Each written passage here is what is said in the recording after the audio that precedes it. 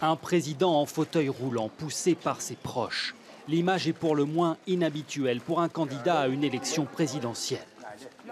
Et à notre question... Monsieur le Président, comment vous vous sentez ce matin? Comment ça va?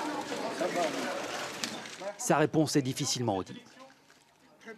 Première apparition en public d'Abdelaziz Bouteflika depuis 2 ans. Un dernier salut à la presse avant de glisser son bulletin dans l'urne.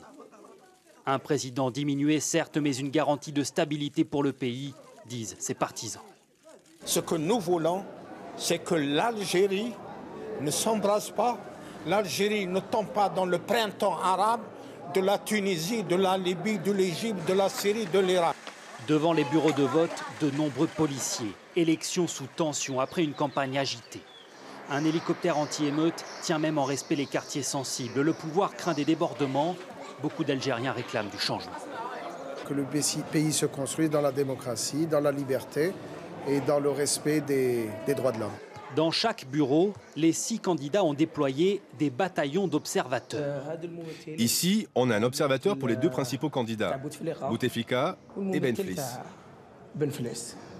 Objectif, limiter les risques de fraude.